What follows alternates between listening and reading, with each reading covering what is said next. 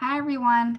Welcome to the Accesses program of February Community Chat.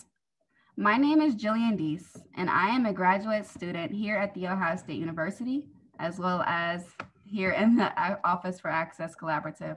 I am finishing up just in this May with a master's for educational policy, and I'm super excited to go into teaching after this degree. I have one child. He's 3 years old. I think he might be 30, but that's okay. I'm glad you are here with us today as we get ready for this discussion around when parenting students succeed. So before we get started, I want to take one moment to recognize the land in which our work takes place on here at The Ohio State University. We would like to acknowledge the land that the Ohio State University occupies is the ancestral and contemporary territory of the Shawnee, the Potawatomi, Delaware, Miami, Peoria, Seneca, Wyandot, Ojibwe, and Cherokee peoples. Specifically, the university resides on land ceded in the 1795 Treaty of Greenville and the forced removal of tribes through the Indian Removal Act of 1830. We want to honor the resiliency of these tribal nations and recognize the historical context that has and continues to affect the indigenous peoples of this land. To get started, I want to give you a little background about the Access Collaborative Program, which is an academic and social support program assisting parenting students who are pursuing a college education at The Ohio State University. We offer a variety of services to parenting students in our program, such as programming on parenting and life skills, childcare, housing aid, scholarship opportunities, mentorship, leadership opportunities, and more. Next, I want to go ahead and introduce the 2021 Virtual National Student Support Symposium. We are going to be hosting this on May 19th through May 20th of 2021.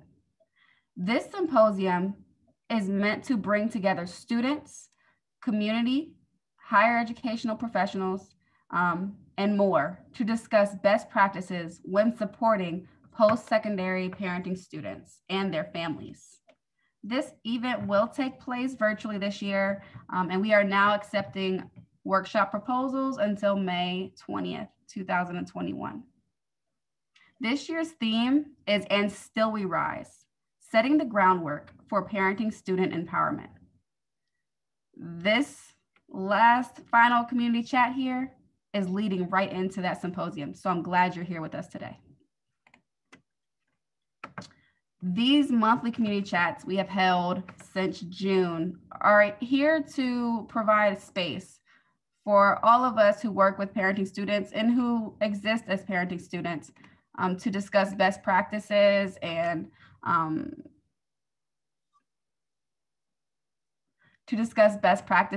have these conversations around parenting students and supporting them through not only the pandemic, but through the barriers that have persisted for a long time before then. Today, you will hear a short presentation with Dr. Autumn Green, and then she will engage in a discussion-based Q&A session with two other parenting student successes here with us today. So with that being said, I want to go ahead and introduce our presenters. First, we have Dr. Autumn Green. Dr. Green is a research scientist and sociologist who has been nationally recognized for her expertise in student-parent success. This began with her own experience as a child of student parents through raising 2 children as a teenage mother while studying her way from GED to PhD. Beginning her studies at Chemekta Community College in her hometown of Salem, Oregon, she later transferred to the University of Oregon to complete her bachelor's degree.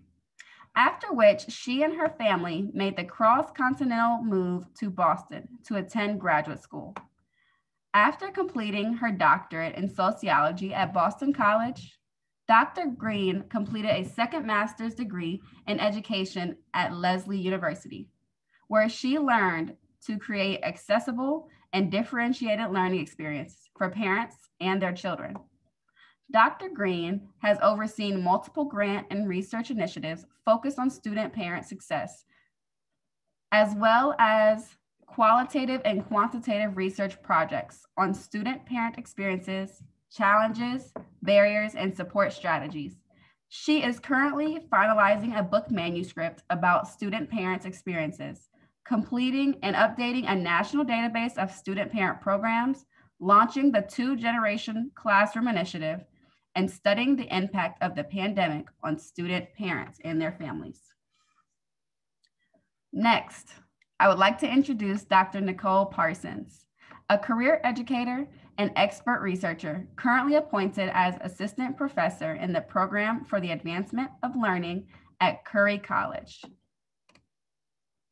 Dr. Parsons completed her bachelor's at Suffolk University, her master's at Salem State University, and her doctorate at Endicott College. As a single mother of 3, her dissertation, Growing Up Together on Campus, focused on developmental experiences of young single parents as residential undergraduate students. During her doctoral studies, Dr. Parsons conducted research to build a comprehensive database of New England student-parent programs, taught and trained educators in the Jeremiah's program, empowerment curriculum, and was a key contributor to Endicott College's Keys to Degrees program and the Keys to Degrees Young Parents College Retreat. Prior to her work in higher education, she worked with K-12 students with disabilities, English language learners, and other educational barriers in the Lawrence, Marblehead, and Beverly public school districts. Dr. Parsons is fiercely committed to the success of her students and to facilitating their participation and engagement as an educator.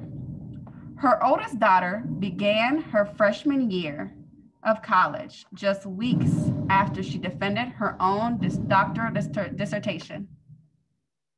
As a young parent, Nicole describes this as a defining 2-generational moment for her family. Finally, I introduced Dr. Jenna Vinson, an associate professor of English specializing in feminist pedagogy and rhetorical studies at the University of Massachusetts at Lowell, where she also leads the university's family-friendly campus task force and serves as a faculty advisor for UML Parents Club, a club founded by and for students with children. Dr. Vinson's recent book, Embodying the Problem, The Persuasive Power of the Teen Mother, offers an intersectional and embodied critique of deficit-based views of young parents and highlights the creative tactics young mothers use to resist such views.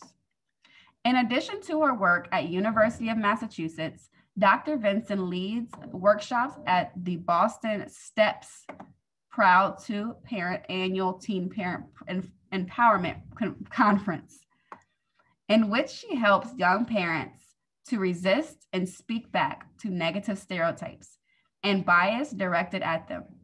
Dr. Vinson was a young single mother who pursued and completed her high school diploma, bachelor's, master's, and doctoral degrees at University of Arizona as a student parent. With no further ado, Dr. Green, I give you the Zoom floor for you to engage in this esteemed panel discussion here. You ladies are awesome. I'm excited to have you here.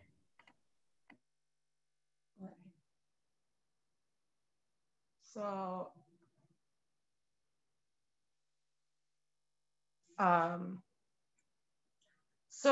I feel like that was really very overwhelming in terms of hearing about all of the credentials of this amazing panel.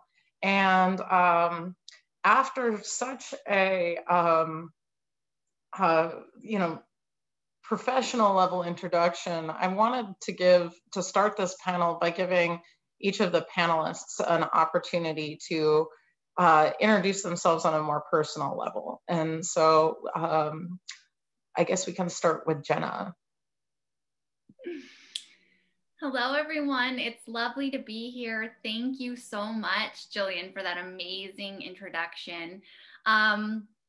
A couple personal things about me are my children are 13 and 19. My son just turned 13 this past weekend, which blows my mind. I live in Massachusetts, as you probably could decipher from my position, but I grew up in Arizona, and I have an immediate family of teen parents. My mom and brother both had their first kids at 18, my sister at 19. And we all have different pathways. I'm the only one who tried my formal education with parenting. Yeah, those are just a couple personal things. I have 2 dogs. Nicole, do you want to introduce yourself? Yeah. So thank you, Jillian, for your enthusiastic introduction. My name is Nicole Parsons. I'm a graduate of, well, we already heard. So I have 3 children. They're now ages 22, 20, and 18. So 3 college age students. And I'm currently working at Curry College in Milton with my son also attending this school. Something I love about your story, Nicole, is how 2-generational it's been in terms of being at the same colleges as your kids. But last but not least, I'm Autumn Green. I have 2 daughters who are now 21 and 19, and a granddaughter who is turning 2 in May. And I think something that's interesting about my story is that I actually was not a single parent until 4 years ago. However, because I was a low-income mom and received public assistance and was a teen mom, people usually assumed that I was a single parent. And so I think that, that's been something that's been part of my story that kind of stretches the box a little bit. Another piece of my story that I think is unique is that I actually got married before I became a teen parent. So I got married when I was 16 and my daughter was born when I was 17. So I was not pregnant when I got married. I got married for other reasons. But again, that's something that I think is just a little bit unique about my personal story. So in terms of the next question, and this is for all of the panelists, student parents are often framed in terms of our struggles and hardships, and rarely in terms of our joys and triumphs. Can you talk about one joyful moment or memory from when you were a student parent and one joyful moment or memory from your work with student parents? And we can start with Nicole if you'd like. Sure. I think I don't know, I had this story that I wanted to share and I don't know how it fits in, but because of my introduction, it talked about how when I graduated from my doctorate, my daughter, my oldest, was going off to college. And it just reminded me that she ended up transferring to Endicott where I went, and my son now attends where I work, which is ironic because it wasn't supposed to happen that way. And that's the story I want to tell that really brought joy because we're both here on the same campus. And when I finished my degree and I was applying to jobs, I applied for a position here at Curry College and I was a finalist, and I was applying to different jobs. So I didn't tell my kids everything. but my son was applying to colleges, and he was doing so independently. He was using the Common App, and he applied to all the schools we visited. That he was an athlete, so the schools where he spoke to the coach. And it turned out that he had an extra $50 to spend because one of the applications was free. So he used it to apply to Curry College, where I was also applying for a job. And when he got his acceptance letter to Curry, I thought it was advertisements because I had no idea he applied to Curry. And then he kept getting mail from Curry. And I'm thinking, when am I going to get mail from Curry? Because I was waiting to hear back from them. And in the same week, we both found out that, you know, he wanted to go to Curry. He was accepted. He made the lacrosse team, and I got the job. So we started together. And I think that was one of the most joyful experiences that really highlights the or the intergenerational payoffs of becoming educated as a mom. As a student, like a memory with student, I think keeping in touch with the students has brought a lot of joy for me. Social media helps. I don't use social media professionally. I use it mostly personally, but I do have connections with some of my former students. And just a couple weeks ago, I went hiking with one of my former students at Endicott, who's a parenting student who's teaching 3rd grade and going for her master's. And I think keeping those connections and maintaining the relationship throughout is, it just brings joy. It's part of giving back, like continually giving back. Thank you. Jenna? Yeah, that's great. Nicole, what you're saying reminds me, my mom worked at the University of Arizona. That's why all my degrees are from the University of Arizona. There's something so magical and comforting about being able to go to your mom's office when you're trying to navigate college. Like, she was an admin assistant there. That's why a big part of why I was able to attend college at all was because she was an admin assistant in the chemistry department. She got a deduction, you know, your dependent's tuition reduction or whatever. And that combined with the grants I received, because I was a student parent, I didn't have to indicate her income, I was able to go to college. But the main point being, Nicole, what you're describing with your son and you attending the same place, there's just something comforting about that and magical about that. For me, I kind of wanted to challenge the structure of the question a bit and just talk a bit about just the joys and pleasures that come when we think outside the box a bit, and challenge the idea that there's a certain timing to having your kid, that like, if you don't time it right, if you don't amass personal wealth, finish an education, get a marriage, do these things, and then have the kid, it's going to be hard for you.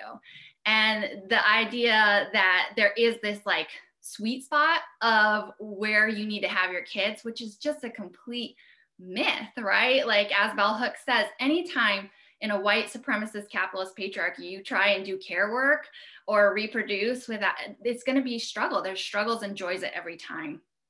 And so I think that just some of the stuff was surprising, that as a student parent, you know, being in that environment, I had a quasi flexible schedule, right? Like, going to class, I could kind of mold it around, there's still barriers there, but I could mold it in a way that I felt like teachers are a little more understanding than maybe a CEO of a corporation I work for or a partner at a law firm would be. I have lots of energy when I was young and a student to devote to child rearing tasks and pregnancy and delivery. And I kind of approached mothering as I did a student. Like, I was in high school. You just study, you practice, you learn. So I could do that with the little child. And there's just sweet memories of, you know, a lot of being in college is being up in your head and like wrangling with like Michel Foucault or Simone de Beauvoir, and having a warm baby on your chest while you're trying to read that stuff just kind of adds a nice perspective to things. Conversely, trying to deal with a furious toddler or battling your baby daddy in court really makes it easier to handle the pressure of a college professor that gave you a C. Like, it's like, there's bigger things that are at stake in my life. So I'm okay with the fact that I got that C. In terms of students or good moments I've had with students, I'm just going to give a shout out to the Student Parent Support Symposium. I brought a couple club members from the UML Parents Club to the Student Support Symposium, and watching them just light on fire after hearing about the ideas that we could challenge the institutions we attend, we could ask for accommodations and supports they're not providing.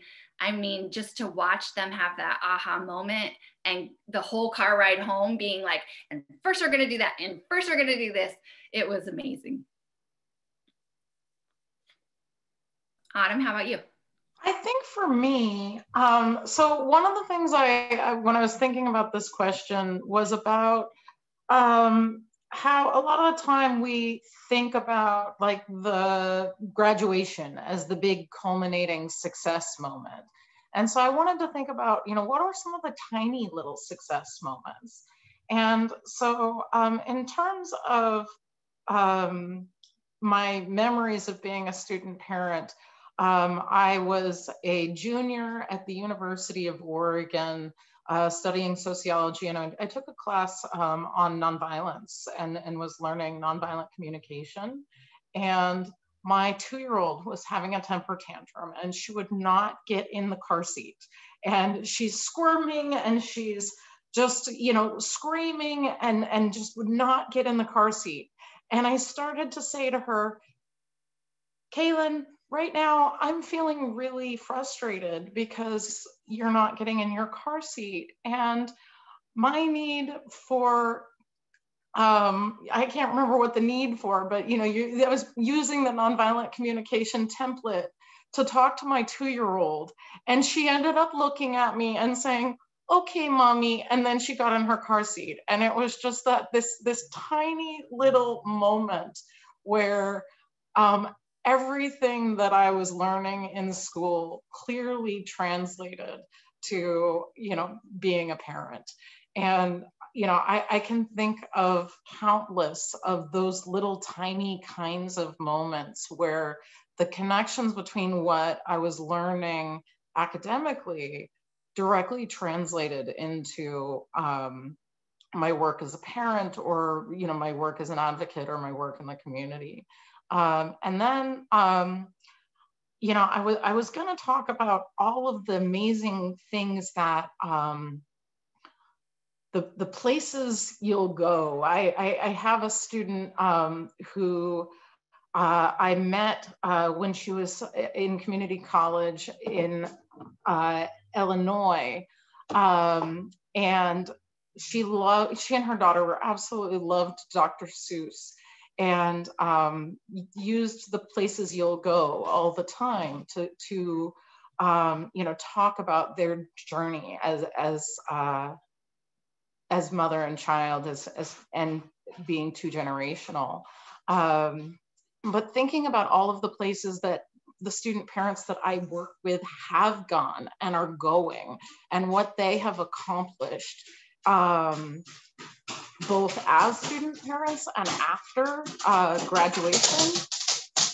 Sorry, the dog is very loud, just running up to me.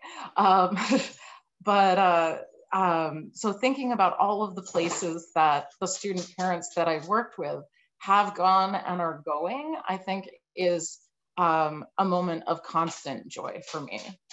And so that brings us to the next question, which is, thinking about the meaning of success beyond that graduation moment.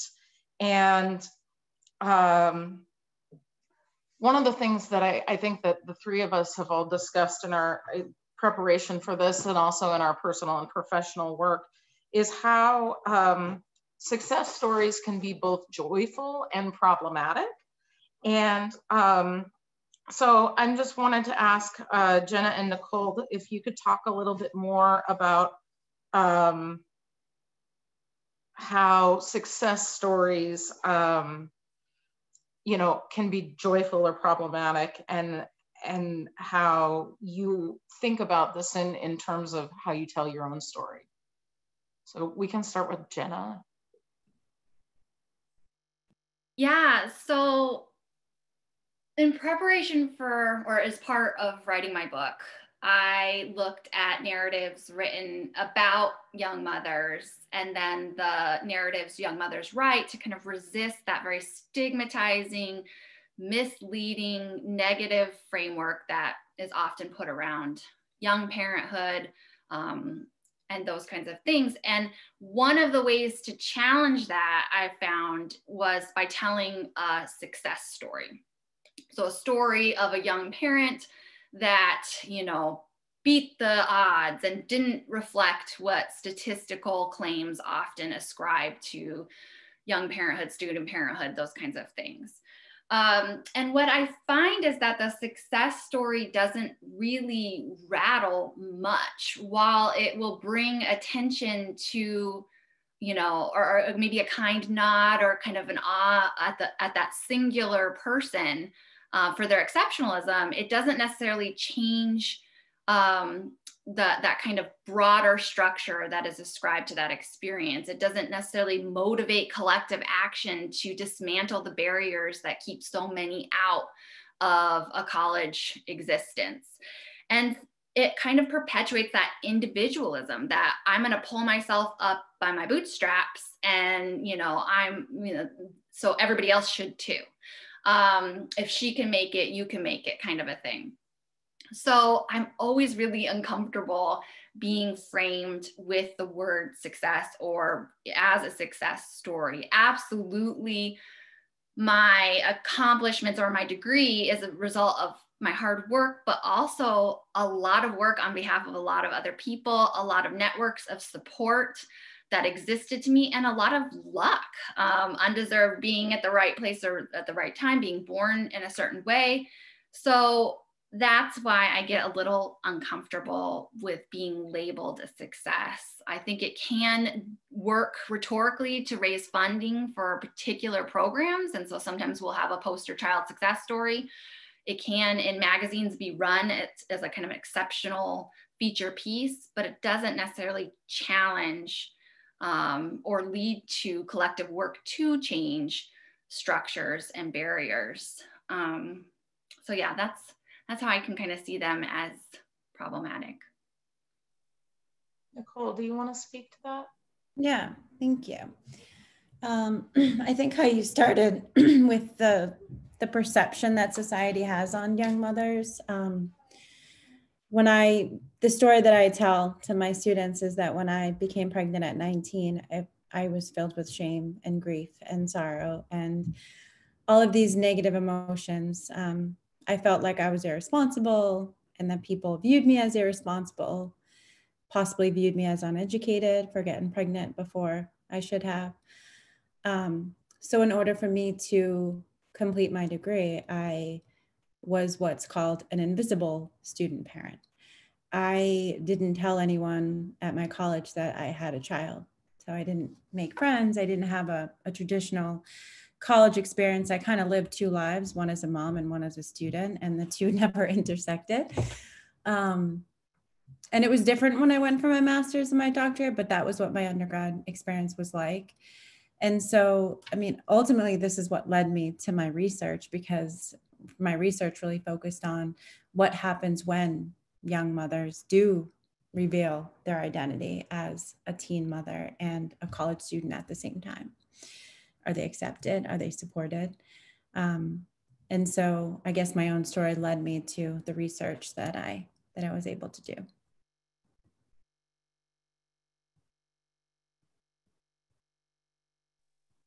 So now let's shift and talk about our current approaches to supporting student parents. So how does your experience as a student parent alum inform how you approach student parent success in your current work today? So Nicole, do you want to start? Sure. I mean, I continue to work with marginalized students, but I do have opportunities where I can work with parenting students. I'm teaching a grad class for students that are getting their master's degree. and they're working full-time as teachers and raising children and trying to complete their degree. And it's something that they have to do to maintain their teacher license in Massachusetts. So it's not like they really like planned this perfect timing of being able to go to school. It's kind of what they have to do in order to maintain their credentials and to continue to be able to teach. So I survey the students, and I give them some background information. When I talk to faculty, I guess, you know, the question that I have that I continue to ask, or what my research has led me to, and my work as an educator has led me to, is, you know, we have strategies and we have 2-gen strategies and models that we can use, but what if we cultivated compassion for the parenting student? That is when I'm thinking about the young parenting students. So shifting our stance from one of moral indictment to empathy. And I'll share a quick story with you. It's a conversation that I recently had with a graduate student. I'll call her Emma. And Emma explained to me that she was having a really difficult time keeping up with her graduate work, her teaching job, and her parenting responsibilities. She was very depressed. And she explained that, you know, she would tell herself at the beginning of the day, I'm going to do better today. I'm going to make a list of things to do. I'm going to stay on track. But by the end of the day, she would continue to fall behind. Like many parenting students, Emma is caught in a cycle of strivings and frustrations to meet goals that most non-parenting students consider attainable. I was inspired by my conversation with Emma, but she left the conversation very much unaware. She was unable to have empathy for herself, and that happens too often. I think professors and their parenting students are caught in this vicious cycle where the parenting student's behavior fails to generate an empathic response, and our response as educators reinforces their harsh critical self-evaluation, making it very difficult for them to empathize with their own situation. This doesn't happen for all students, but it does happen for some of our parenting students. So I think just giving you some insight into the world of the parenting student, since many of you, our audience, works with these students, you see a student with all their strivings, frustrations, anxieties, and they're having difficulty empathizing with themselves. So with this in mind, I think that if we were to imagine a world without a parenting student label, and in this world, the focus will no longer be on changing the parenting students' competing demands, but on shaping their inner experiences of their education. I think professors and staff and administrators who work with this population will have an opportunity to have a transformative relationship with their parenting students as they navigate the challenges and trumps of each day. So I also work with student parents in a little bit different way now. Prior to my current position, I worked directly and indirectly with student parents through the Keys to Degrees program and national replication programs at Endicott College. And through that work, we did both research and program development. And I also worked very closely with 2 groups of students at Endicott's Beverly and Boston campuses. And so I think that a lot of my work really is, I center my work around participatory action research. And participatory action research has 2 components. One is that it's participatory, that it engages the community that it intends to reflect and impact. So in this case, that it engages and centers student parent voices. And so in my work, I'm always thinking about how do I include student parent as experts who really can inform this work. And not just in a trivialized way, but actually to invite student parents to become part of the research process and to help guide the research process and contribute to data analysis and interpretation and get paid for it. And so in my current work, we're working with Bridge to Hope at the University of Hawaii. And I saw that Teresa Bill is on the call. There she is. But we're working with a group of student parents who are attending across the University of Hawaii system, who have come on board as research assistants for our current project and are learning about the process of research and really getting hands-on training that provides them with virtual jobs during the pandemic that are specifically designed around their needs for flexible and remote work options as student parents that are paid. You know, we think about, you know, how do we make this more accessible and inclusive for student parents in kind of every aspect of the process, and constantly seek input and feedback and leadership from student parents. And I think the other thing that I'm really think about constantly is the role of mentoring and leadership development. So how do we build leaders from within, knowing that there are so many amazing student parents who are graduating and moving into professional roles? How do we help uplift them, and how do we help you know, really to see student parents striving and thriving as they're transitioning from college to career? And so I think at this moment, we're going to pause. I think we might have some audience questions, and wanted to give the audience an opportunity to jump in with any other questions that you might have.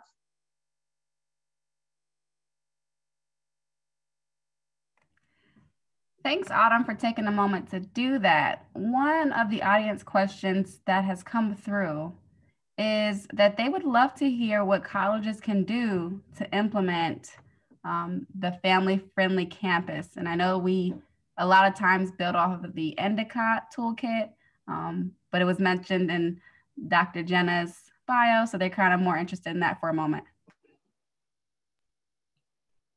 Yeah, So oh, go ahead. Jenna, do you want, I'm just gonna like say 2 seconds about what we're talking about, and then if you can talk about your experience working with it, that would be awesome. So the Family Friendly Campus Toolkit, for those who don't know, is a free and open source set of research protocol, instruments, and a guided process for colleges and universities to use to conduct a self-assessment study of their existing supports for student parents and create an action plan in terms of their strategies for expanding support for student parents on their campus to become more family friendly. And so the Family Friendly Campus Toolkit was a project that was developed by the Program Evaluation and Research Group at Endicott College, but in partnership with the work that I did while I was there. And Jenna was, UMass Lowell is one of the institutions that has used the Family Friendly Campus Toolkit to start their own self-assessment process. So go ahead, Jenna. Yeah, I was just going to say that toolkit was key. I received a small stipend from the Lumina Foundation to implement it. I was a little scared too, because I'm an academic professor. I don't have the connections in student affairs and places, but the toolkit is fabulous. It leads you step by step, like what to do first, second, third, to start the conversation around needing to change the institution, to gather a group of people that are dedicated. And that was one of the most, they'll tell you it in their materials, but also I experienced it firsthand when you start asking people, do you want to work with me to start talking about how to better support parenting students on our campus around everywhere, transportation, financial aid, student affairs, everyone's like, yes, yes, yes, yes. And so getting that group of people together to start talking about what services do we currently have that student parents need to know about, we generated this huge list, and just things started to move and happen. Of course, there are big to-dos, but it's just a great tool for, again, gathering a group of advocates at your institution, figuring out where the gaps in resources are. And then we're at the point right now we have already surveyed and done focus groups with student parents on our campus, and now we got to figure out what we're asking of our institution. So yeah, I highly recommend checking out that toolkit.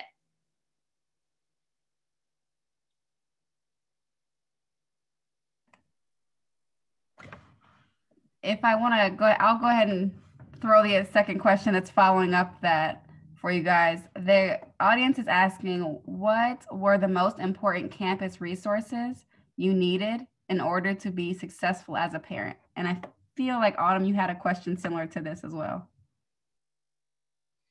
Yeah, so I have to say that I was very, very fortunate, but I was not fortunate. This was a very intentional decision. I chose to go to the University of Oregon because they had the most units of family housing.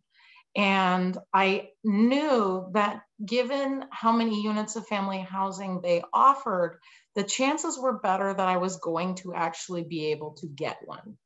And the University of Oregon also very intentionally prices their rents below market rate for the area. And so they're designed to be affordable. Now, that just because they're below market rate for the area doesn't mean that in terms of making the numbers crunch, that it works for student parent budgets.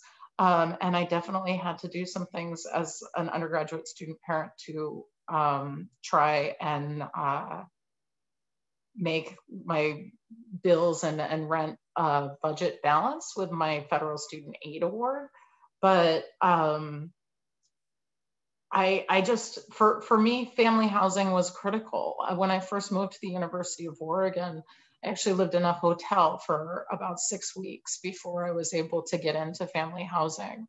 And, you know, there were not always options for students who needed housing for their families.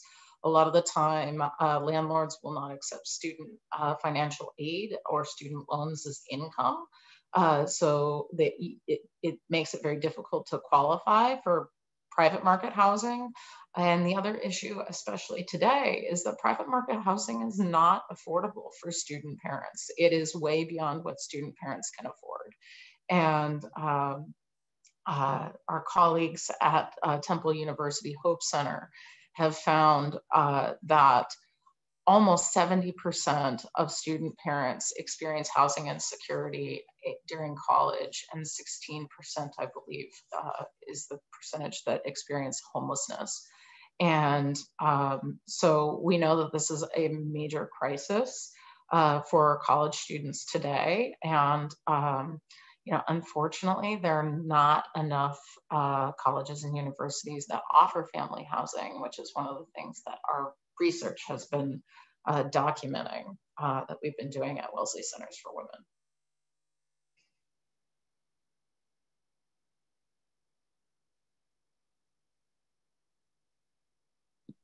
Nicole, did you want to say anything else about like resources that would have helped you?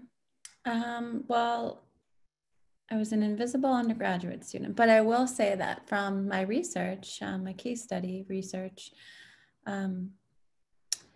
having family-friendly campus events that would be compelling to draw the interest of the parent and the student was important. It helped the students to relieve the tension of the responsibilities as a student and parent, because it was these little moments where they were brought together and they could be a parent and a student at the same time. I really like that. And I too, I didn't really have any resources at the University of Arizona for that stuff, for parenting or anything. I mean, I pumped my breasts in a bathroom. I, parked 8 blocks away because I couldn't afford the parking. But I will say that having to kind of build on what Nicole just said, like the University of Arizona is a very public, open campus. My kids were constantly there. And there was like a food court that like had a great Panda Express my daughter liked, and an Einstein bagel my son liked, and they were just always there. And then my mom, the admin assistant of the chemistry department, functioned as the drop-in childcare on campus, where I would just have Mary Jane go to my mom, if I had a class that started at 5 and my mom gets off at 5. And so I think if I were to translate that into like things colleges could do is, and what I'm hearing from the focus groups from our young parents, is drop in childcare, having something that for those little bitty times where like you just need a little bit of care coverage, and then having a campus where kids, you see them there, it doesn't feel like they're out of place. Maybe it's an event like Nicole mentioned, or just a food court that allows for kids, changing tables in the bathrooms. I don't know, something where it feels like that's a space for families was really huge for me. It made again college feel like magic. Someone asked, I'm curious, what inspired you to begin your college journey? I don't know who it's for, but I would like to answer. And then if you guys want to answer, I was already— That's the question we were going to take next, Nicole. Oh. So go ahead. Oh, well, wait, what was that? I said, that's the question that we were planning to take next. Oh. So go ahead and so just for the audience, the question is from Stacy Hartley, and it says, I'm curious what inspired you to begin your college journey, and did the motivational reason evolve along your journey? So Nicole, you can go ahead and respond. Well, I was already a freshman in college when I found out I was pregnant.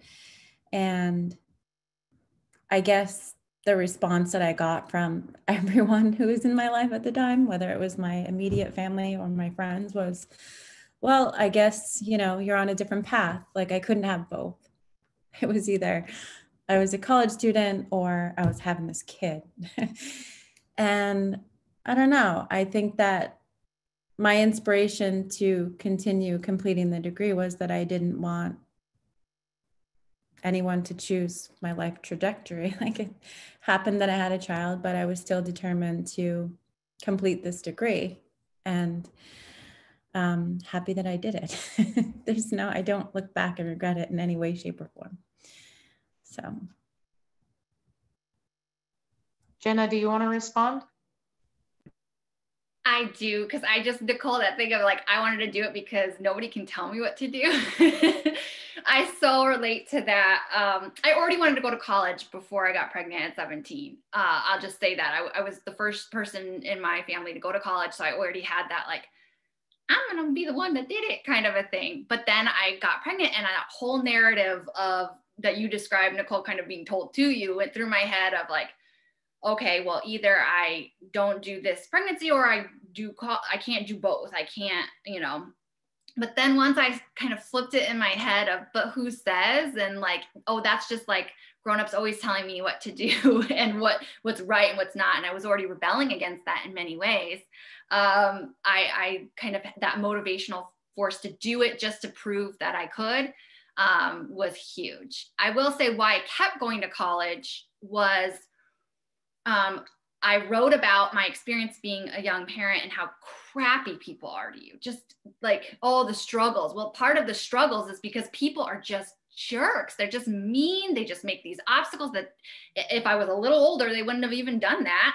And so I would tell that story in college classes, like in my writing classes, and people would respond. They'd be like, oh, I hadn't thought of it that way. Or, oh, I'm sorry. When I said, I don't understand how you could do it, I thought that was like a compliment. And I would change their kind of perspective on things. So that I kind of got off on that. I was like, oh, if I tell a story, things could change. And so I kept going to school in degrees that would allow me to keep telling the story. And then eventually, I had a PhD. Autumn, how about you? I think, let's see, I had my thoughts on this, and I'm sorry, I just need to, so I think part of the reason why I just drew a blank for a second is because there's a lot of trauma associated with the experiences that Jenna was talking about, in terms of all of the micro level ways that student parents receive the message every single day in every direction that college is not for us, that we're being selfish, that we're just going to drop out of college anyway. And it's interesting because I'm really stubborn. And as a teenager, I was a punk rocker, so I was always rebellious. So every time I heard one of those messages, I basically was going to fight harder to be successful, because I wanted to basically show all of them that they were wrong. And I was really deeply motivated by that for a long time. And it drove me not only to want to, earn my degree, but to pursue honors programs and to achieve extra, recognitions and anything that I could possibly earn to stand out. Because I think that, one of the things about being a student parent is often we're not expected to succeed. And that expectation really undermines our brilliance. And, when we're told that we're not brilliant, then we often believe that we're not brilliant. And when we're told that we are brilliant, then we often believe that too. And I think that that's really important in terms of framing, how we work with student parents. And I think it goes back to that question before, because when I work with student parents, I really work to genuinely see the unique brilliance of every individual that I work with, and to let them know and to recognize and to reflect that back to them, because sometimes somebody else has to see it before we're able to see it for ourselves.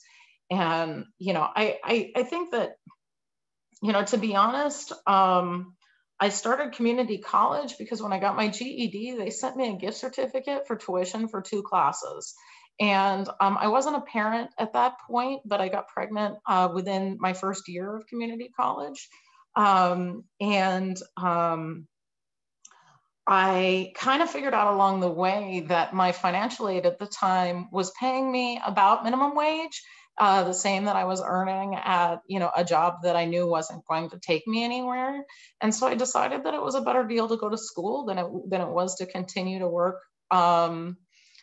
in low wage jobs. And, I did continue to work in low wage jobs as I moved through college as well.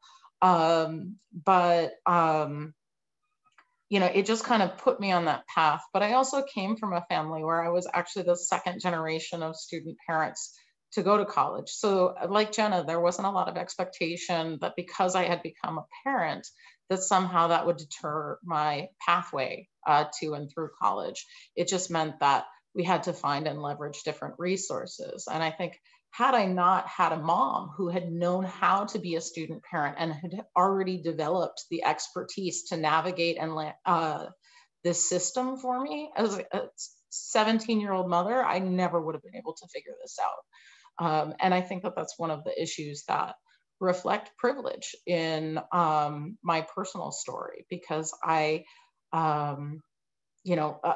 worked with many students who have not had that kind of expertise and, a resource person, that can help them along this way.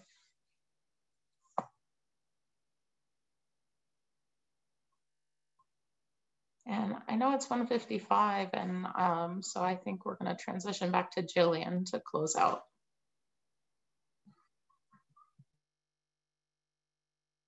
I always forget to turn my mute off.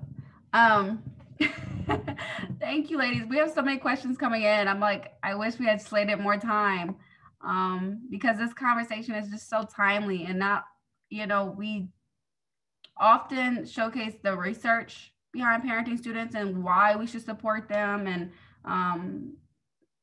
it's been long overdue that we have some parenting students who are in these higher ed positions that can not only show what support is supposed to look like, but also advocate it with the research that a lot of universities try to use to gatekeep supporting parenting students from. So I'm so happy for all of you being here. I'm going to share all your contact information in the chat.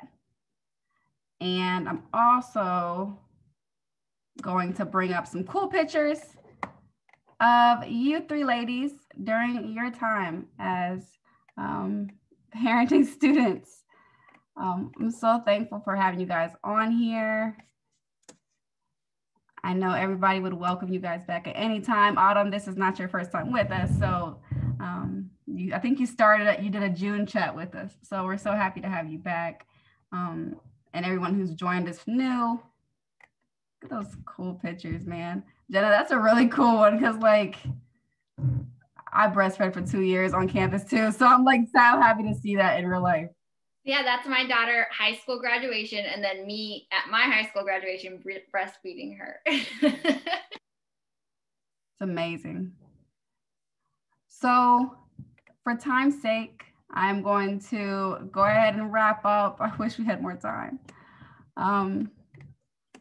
So thank you all for joining us today. This was the community chat finale because we are getting ready for the National Student Parent Support Symposium.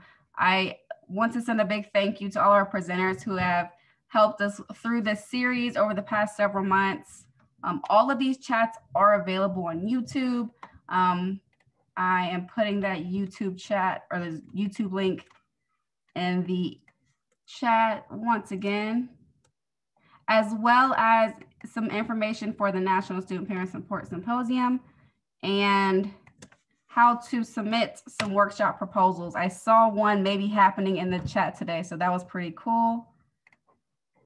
And lastly, I'm going to share with you all a link to complete a survey. We just want to know how you've experienced these chats and what we can do to make sure our content going forward really helps this community and helps you all support them. So with nothing else to say, thank you, ladies, for your time. I hope you all go on and keep supporting parenting students the way you do. It means a lot from a parenting student who wants to go into higher ed. I'm really happy to be here with you. Thank you. Thank you so much. And yes, this one will go on YouTube too, everybody. It'll be available for you in a couple of days. Perfect. Perfect. Thank you.